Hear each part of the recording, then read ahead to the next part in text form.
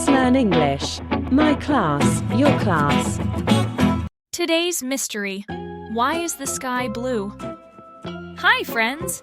Have you ever looked up and wondered, why is the sky blue? Well, get ready for a fun science adventure to find out. Let's dive into the mystery of the blue sky. First, let's talk about sunlight. Did you know that sunlight isn't just one color? It's actually made up of all the colors of the rainbow: red, orange, yellow, green, blue, indigo, and violet. Now, above us is the atmosphere, a layer of gases that surrounds the Earth. It's made of tiny, invisible particles of air like oxygen and nitrogen.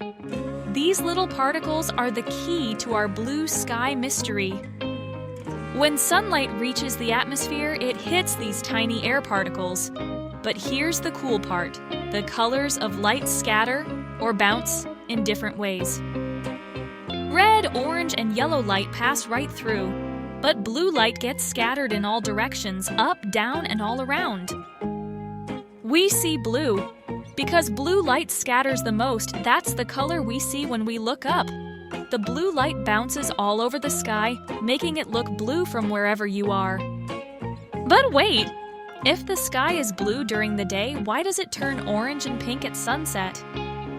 Well, at sunrise and sunset, the sun is lower in the sky.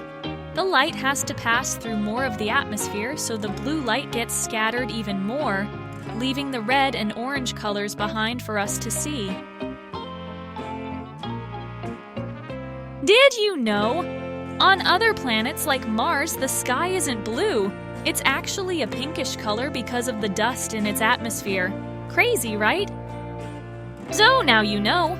The sky is blue because of the way sunlight scatters when it hits the air. Thanks for watching, and keep looking up at the beautiful blue sky. See you next time, Sky Explorers!